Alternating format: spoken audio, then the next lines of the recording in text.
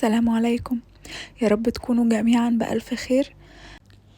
أنا في البداية حابة أشكر كل المتابعين اللي اشتركوا في القناة وبعتولي تعليقات حلوة كتير. أنا اسمي ريهام من مصر، ياريت تكتبولي بتتابعوني من أنهي بلد، ويلا بينا نبدأ بسم الله. النهاردة هنعمل وصفة من أحلى الوصفات في المطبخ اليمني الجميل، سهلة وفخمة. أنا بعتبرها الاختيار المثالي في أي عزومة لأنها ما بتاخدش أي وقت ومحبوبة جدا ومميزة. ويلا بقى بينا نبدأ ونشوف ايه المقادير معانا. عندي بقى كتف من لحم الغنم وزنه حوالي 2 كيلو و300 جرام. لازم طبعا نشيل منه اي زوايد بالشكل ده، بس بنخلي بالنا ان احنا لازم نخلي طبقة من الدهن عشان الطبقة دي بتحافظ على رطوبتها والعصارة بتاعتها اثناء التسوية، لاننا مش بنحط اي مرقة معاها واحنا بنعملها. اول حاجة عندي معلقتين زيت و3 معالق من الزبدة، معلقتين كبار زبادي، معلقة كبيرة ملح، ومعلقة صغيرة 7 بهارات، معلقة فلفل اسود، ومعلقة بصل بودرة، ومعلقة ريحان، ومعلقة بابريكا كبيرة،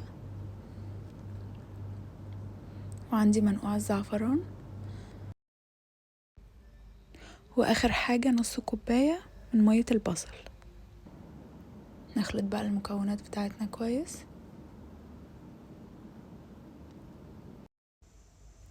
ننزل بقى بالخلطة كده على اللحمة ونعمل لها مساج ونشبعها كويس.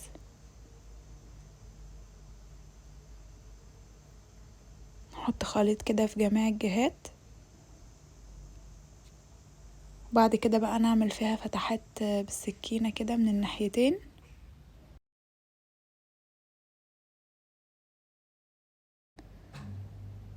واهم حاجة نزود كده في التتبيلة بتاعتنا عشان تتوغل لجوه وتتشرب معانا كويس.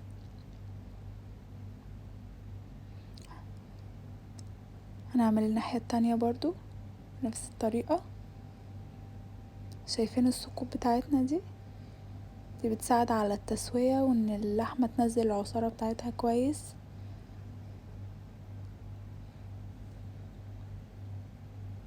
ان شاء الله في اخر الفيديو هتشوفوا قد ايه طلعت دايبة معانا. عندنا بقى كام فص كده من الثوم، بعمل فيهم فتحات نحشيهم بقى في كل الفتحات اللي احنا عملناها، حوالي 7 أو 8 فصوص من الثوم.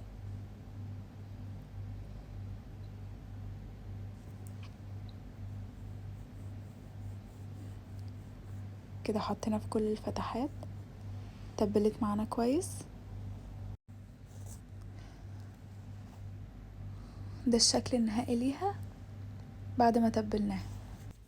هنا كده بعد ما اتبلت كويس معايا هخليها بقى في التلاجة ليلة كاملة، او اقل حاجة ممكن نخليها 8 ساعات. انا هنا كده خليتها عندي كان بقالها 10 ساعات بالظبط. هحط لها بقى شوية توابل جافة، حطيت ورق لورا وحبهان وفلفل اسود حب، وبعد كده عندي طماطم كام حبة، وبصلة مقطعة، واخر حاجة جزرة مقطعة، وبس كده. دلوقتي بقى نغلفها كده كويس، طبعا ورق الزبدة الاول وبعدين القصدير، لانه غير صحي انه يتلمس مع الاكل بشكل مباشر. نتأكد بقى انه اتقفل كويس جدا بكذا طبقة، وبس كده جاهز معانا على التسوية. هنشغل بقى الفرن بتاعنا على درجة حرارة 200 اول ساعتين، وبعدين اخر ساعة على 180، ونحطه على الرف الاول ونشغل من فوق ومن تحت. هنعمل بقى الرز. عندي بصلة صغيرة متقطعة او مفرومة، 3 كاسات من الرز طويل الحبة. بعد كده عندي حلة بقى سخنة، معلقة سمنة، توابل الجافة، عود قرنفل وليمون مجفف وحبهان ومعلقة كبيرة من الكركم. ننزل بقى بالبصلة بتاعتنا ونقلب بقى كده لحد ما نوصل للون ده. هننزل بقى بالرز بتاعنا. طبعا كنت غسلته ونقعته لمدة ربع ساعة بماء فاتر تصفى كويس. ننزل بقى بيه على البصلة بتاعتنا ونقلب، نخلط المكونات مع بعض. بعدين هنزل بمعلقة ملح كبيرة،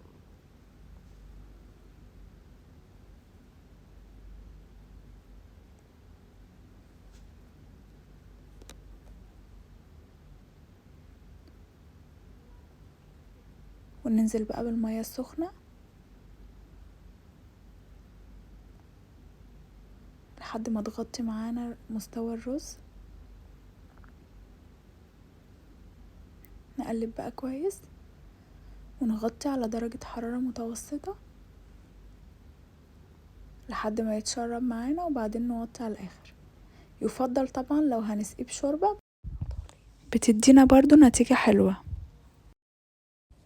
واخر خطوة معايا هي منقوع الزعفران، وطبعا دي بتكون خطوة اختيارية.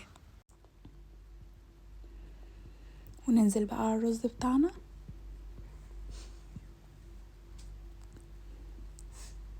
وبس، ونغطي بقى عليه اخر 10 دقايق، وكده بيكون الرز جاهز معانا. وهنا بقى عملت صوص الدقوس. عندي طماطميتين مقطعين و2 قرن فلفل برضو احمر حار، ورشة من الملح وعصير ليمونة. وكمان هنا ضفت صوص التوباسكو، وممكن تستبدلوه باي هوت صوص عندكم او تستغنوا عنه لو مش موجود. دلوقتي بقى هنخلط المكونات كده كلها مع بعض، وبكده يكون جاهز معانا. طبعا ممكن نضيف البقدونس لو موجود عندنا. وهنا بقى اللحمة بتاعتنا بعد ما استوت، بجد مش قادرة اوصف لكم الشكل والتسوية والريحة، كل حاجة فيها بجد روعة، جوسي. شايفين الصوص اللي نازل منها دايبة زي الزبدة. رجعتها بقى هنا كده 10 دقايق تاني عشان تاخد اللون المحمر ده. وعندي بقى دي كده خطوة اختيارية، وهي مكعب من الزبدة. هنزل بقى بيه بالمكسرات بتاعتي، تقدروا تزينوا بأي حاجة موجودة عندكم او انتوا تكونوا حابينها. 3 دقايق كده تقليب وبس. نفسي اوصل لكم العظمة اللي في الاكلة دي. نفسي بجد تمدوا ايدكم كده تجربوا الذوبان، والله الطعم في حتة تانية خالص. طبعا نزلت كده بمعلقتين من الصوص اللي كان نازل منها، يديها اللمعة الحلوة دي.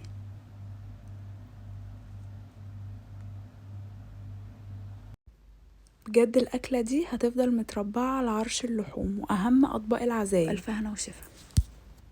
شوفوا التسوية، بجد حرفيا كانت هتتفكك مني وأنا بس بقدمها. دايبة الشكل والتسوية والريحة، وكلها بجد دايبة زي الزبدة. جربوها بإذن الله هتعجبكم جدا. وما تنسونوش من دعوة حلوة، وياريت تقولولي بتتابعوني من انهي بلد.